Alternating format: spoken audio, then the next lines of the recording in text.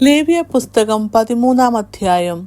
യഹോവ പിന്നെയും മോശയോടും അഹരോനോടും അരുളിച്ചെയ്തതെന്തെന്നാൽ, ഒരു മനുഷ്യന്റെ ത്വക്കിന്മേൽ തിണർപ്പോ ചുണങ്ങോ വെളുത്ത പുള്ളിയോ ഇങ്ങനെ കുഷ്ഠത്തിന്റെ വടു കണ്ടാൽ അവനെ പുരോഹിതനായ അഹരോന്റെ അടുക്കലോ പുരോഹിതന്മാരായ അവന്റെ പുത്രന്മാരിൽ ഒരുത്തന്റെ അടുക്കലോ കൊണ്ടുവരേണം.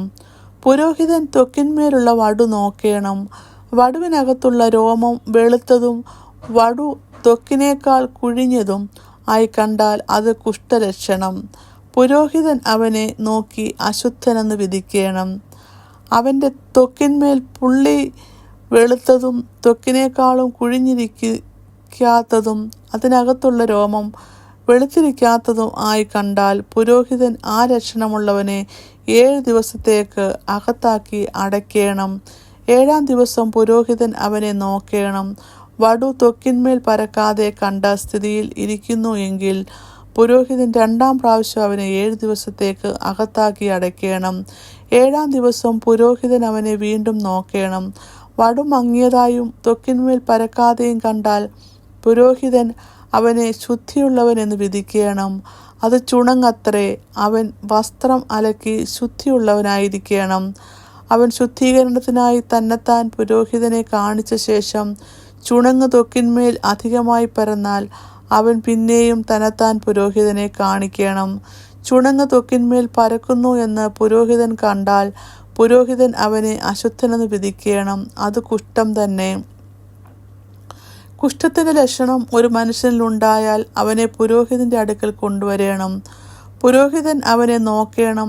ത്വക്കിന്മേൽ വെളുത്ത തിണർപ്പുണ്ടായിരിക്കുകയും അതിൻ്റെ രോമം വെളുത്തതായിരിക്കുകയും തിണർപ്പിൽ പച്ചമാംസത്തിന്റെ ലക്ഷണവും ഉണ്ടായിരിക്കുകയും ചെയ്താൽ അത് അവന്റെ ത്വക്കിന്മേൽ പഴകിയ കുഷ്ഠമാകുന്നു. പുരോഹിതൻ അവനെ അശുദ്ധൻ എന്ന് വിധിക്കണം. അവൻ അശുദ്ധനാകൊണ്ട് അവനെ അകത്താക്കി അടയ്ക്കരുത്. കുഷ്ഠം ത്വക്കിൽ അധികമായി പരന്ന് രോഗിയുടെ തല തൊട്ട് കാൽ വരെ പുരോഹിതൻ കാണുന്നിടത്തൊക്കെയും വടു ത്വക്കിൽ ആസകലം മൂടിയിരിക്കുന്നുവെങ്കിൽ പുരോഹിതൻ നോക്കേണം. കുഷ്ഠം അവൻ്റെ ദേഹത്ത് മുഴുവനും മൂടിയിരുന്നാൽ അവൻ വടുവുള്ളവനെ ശുദ്ധിയുള്ളവനെന്നും വിധിക്കണം. ആസകലം വെള്ളയായി തീർന്നു അവൻ ശുദ്ധിയുള്ളവൻ ആകുന്നു.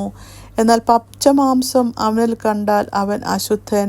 പുരോഹിതൻ പച്ചമാംസം നോക്കി അവനെ അശുദ്ധനെന്ന് വിധിക്കണം. പച്ചമാംസം അശുദ്ധം, അത് കുഷ്ഠം തന്നെ. എന്നാൽ പച്ചമാംസം മാറി വെള്ളയായി തീർന്നാൽ അവൻ പുരോഹിതന്റെ അടുക്കൽ വരേണം. പുരോഹിതൻ അവനെ നോക്കേണം. വടു വെള്ളയായി തീർന്നു എങ്കിൽ പുരോഹിതൻ വടുവുള്ളവനെ ശുദ്ധിയുള്ളവനെന്ന് വിധിക്കണം. അവൻ ശുദ്ധിയുള്ളവൻ തന്നെ. ദേഹത്തിന് ത്വക്കിൽ പരുവുണ്ടായിരുന്നിട്ട് സൗഖ്യമായ ശേഷം പരുവിൻ്റെ സ്ഥലത്ത് വെളുത്ത തിണർപ്പോ ചുവപ്പോടുകൂടിയ വെളുത്ത പുള്ളിയോ ഉണ്ടായാൽ അത് പുരോഹിതനെ കാണിക്കണം. പുരോഹിതൻ അത് നോക്കേണം. അത് ത്വക്കിനേക്കാൾ കുഴിഞ്ഞതും അതിൻ്റെ രോമം വെളുത്തതുമായി കണ്ടാൽ പുരോഹിതൻ അവനെ അശുദ്ധനെന്ന് വിധിക്കണം. അത് പരുവിൽ നിന്നുണ്ടായ കുഷ്ഠരോഗം. എന്നാൽ പുരോഹിതൻ അത് നോക്കി അതിൽ വെളുത്ത രോമം ഇല്ലാതെയും അത് ത്വക്കിനേക്കാൾ കുഴിഞ്ഞിരിക്കാതെയും നിറം മങ്ങിയും കണ്ടാൽ പുരോഹിതൻ അവനെ 7 ദിവസത്തേക്ക് അകത്താക്കി അടയ്ക്കണം. അത് ത്വക്കിന്മേൽ അധികം പരന്നാൽ പുരോഹിതൻ അവനെ അശുദ്ധനെന്ന് വിധിക്കണം. അത് കുഷ്ഠലക്ഷണം തന്നെ. എന്നാൽ വെളുത്ത പുള്ളി പരക്കാതെ കണ്ട നിലയിൽ തന്നെ നിന്ന് എങ്കിൽ അത് പരുവിൻ്റെ വടു അത്രേ. പുരോഹിതൻ അവനെ ശുദ്ധിയുള്ളവനെന്ന് വിധിക്കണം. അല്ലെങ്കിൽ ദേഹത്തിൻ്റെ ത്വക്കിൽ തീപ്പൊള്ളൽ ഉണ്ടായി പൊള്ളലിൻ്റെ വടു ചുവപ്പോടുകൂടി വെളുത്തു തന്നെയോ ഇരിക്കുന്ന പുള്ളിയായി തീർന്നാൽ പുരോഹിതൻ അത് നോക്കേണം. പുള്ളിയിലെ രോമം വെള്ളയായി തീർന്ന് ത്വക്കിനേക്കാൾ കുഴിഞ്ഞു കണ്ടാൽ പൊള്ളലിൽ ഉണ്ടായ കുഷ്ഠം. ആകയാൽ പുരോഹിതൻ അവനെ അശുദ്ധനെന്ന് വിധിക്കണം. അത് കുഷ്ഠലക്ഷണം തന്നെ. എന്നാൽ പുരോഹിതൻ അത് നോക്കിയിട്ട് പള്ളിയിൽ വെളുത്ത രോമം ഇല്ലാതെയും പുള്ളിയിൽ വെളുത്ത രോമം ഇല്ലാതെയും അത് ത്വക്കിനേക്കാൾ കുഴിഞ്ഞിരിക്കാതെയും നിറം മങ്ങിയും കണ്ടാൽ പുരോഹിതൻ അവനെ 7 ദിവസത്തേക്ക് അകത്താക്കി അടയ്ക്കണം. 7-ാം ദിവസം പുരോഹിതൻ അവനെ നോക്കേണം. അത് ത്വക്കിന്മേൽ പരന്നിരുന്നാൽ പുരോഹിതൻ അവനെ അശുദ്ധനെന്ന് വിധിക്കണം. അത് കുഷ്ഠലക്ഷണം തന്നെ. എന്നാൽ പുള്ളി ത്വക്കിന്മേൽ പരക്കാതെ കണ്ട നിലയിൽ തന്നെ നിൽക്കുകയും നിറം മങ്ങിയിരിക്കുകയും ചെയ്താൽ അത് തീപ്പൊള്ളലിൻ്റെ തിണർപ്പ് ആകുന്നു. പുരോഹിതൻ അവന് ശുദ്ധിയുള്ളവനെന്ന് വിധിക്കണം. അത് തീപ്പൊള്ളലിൻ്റെ തിണർപ്പത്രേ. ഒരു പുരുഷനെങ്കിലും ഒരു സ്ത്രീയെങ്കിലും തലയിലോ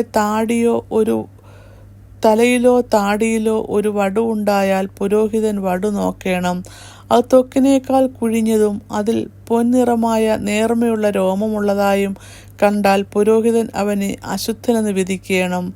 അത് പുറ്റാകുന്നു. തലയിലോ താടിയിലോ ഉള്ള കുഷ്ഠം തന്നെ. പുരോഹിതൻ പുറ്റിൻ്റെ വടുവിനെ നോക്കുമ്പോൾ അത് ത്വക്കിനേക്കാൾ കുഴിഞ്ഞിരിക്കാതെയും അതിൽ കറുത്ത രോമമില്ലാതെയും കണ്ടാൽ പുരോഹിതൻ പുറ്റുള്ളവനെ 7 ദിവസത്തേക്ക് അകത്താക്കി അടയ്ക്കണം. 7-ാം ദിവസം പുരോഹിതൻ വടുവിനെ നോക്കണം. പുറ്റ് പരക്കാതെയും അതിൽ പൊൻനിറമുള്ള രോമം ഇല്ലാതെയും പുറ്റിൻ്റെ കാഴ്ച ത്വക്കിനേക്കാൾ കുഴിഞ്ഞിരിക്കാതെയും ഇരുന്നാൽ അവൻ ക്ഷൗരം ചെയ്യണം. എന്നാൽ പുറ്റിൽ ക്ഷൗരം ചെയ്യരുത്. പുരോഹിതൻ പുറ്റുള്ളവനെ പിന്നെയും 7 ദിവസത്തേക്ക് അകത്താക്കി അടയ്ക്കണം. 7-ാം ദിവസം പുരോഹിതൻ പുറ്റ് നോക്കണം. പുറ്റ് ത്വക്കിന്മേൽ പരക്കാതെയും കാഴ്ചയ്ക്ക് ത്വക്കിനേക്കാൾ കുഴിഞ്ഞിരിക്കാതെയും ഇരുന്നാൽ പുരോഹിതൻ അവനെ ശുദ്ധിയുള്ളവനെന്ന് വിധിക്കണം. അവൻ വസ്ത്രമലക്കി ശുദ്ധിയുള്ളവനായിരിക്കണം. എന്നാൽ അവൻ്റെ ശുദ്ധീകരണത്തിന് ശേഷം പുറ്റ് ത്വക്കിന്മേൽ പരന്നാൽ പുരോഹിതൻ അവനെ നോക്കണം.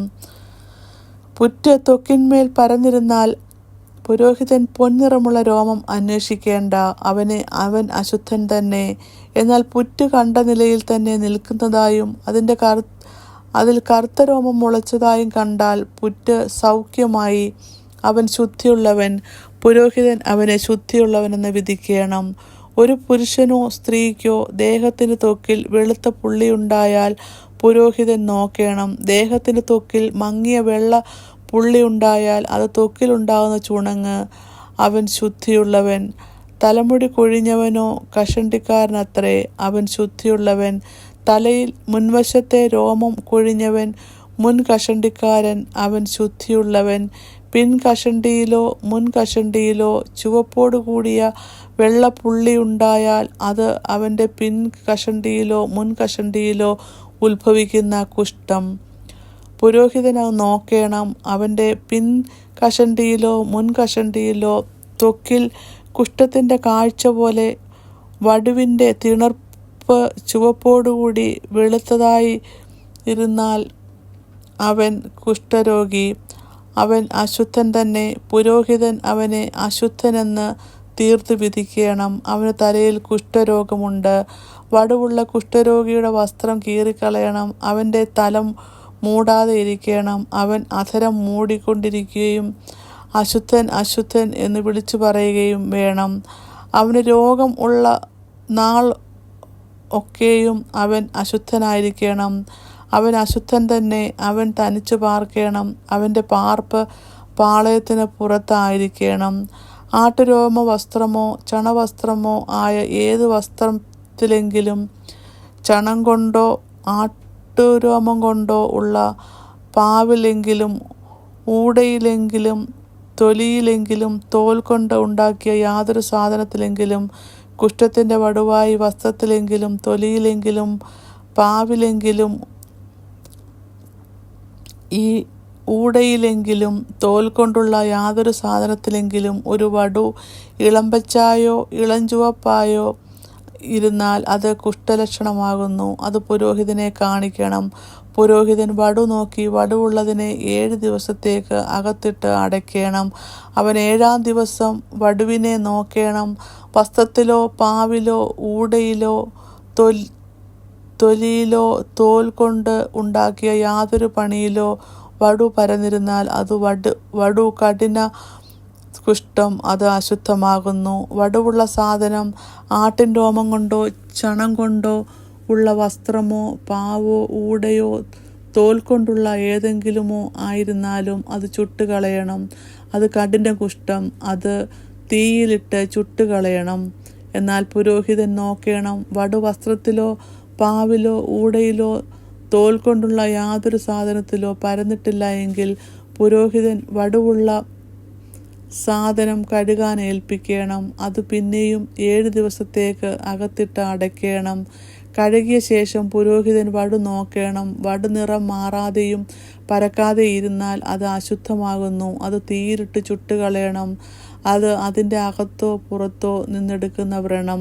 പിന്നെയും പുരോഹിതൻ നോക്കണം. കഴുകിയ ശേഷം വടുവിൻ്റെ നിറം മങ്ങിയെങ്കിൽ അവൻ അതിനെ വസ്ത്രത്തിൽ നിന്നോ തോലിൽ നിന്നോ പാവിൽ നിന്നോ ഊടയിൽ നിന്നോ കീറിക്കളയണം.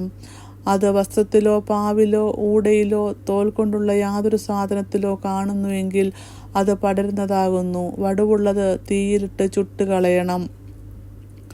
എന്നാൽ വസ്ത്രമോ പാവോ ഊടയോ തോൽ കൊണ്ടുള്ള യാതൊരു സാധനമോ കഴുകിയ ശേഷം വടു അവയിൽ നിന്ന് നീങ്ങിപ്പോയി എങ്കിൽ അതിനെ 2-ാം പ്രാവശ്യം കഴുകണം. അപ്പോൾ അത് ശുദ്ധമാകും. ആട്ടുരോമമോ ചണമോ കൊണ്ടുള്ള വസ്ത്രത്തിൽ എങ്കിലും പാവിലെങ്കിലും ഊടയിലെങ്കിലും തോൽ കൊണ്ടുള്ള യാതൊന്നിലെങ്കിലും ഉള്ള കുഷ്ഠത്തിൻ്റെ വടുവിനെക്കുറിച്ച് അത് ശുദ്ധമെന്നോ അശുദ്ധമെന്നോ വിധിപ്പാനുള്ള പ്രമാണം ഇതുതന്നെ.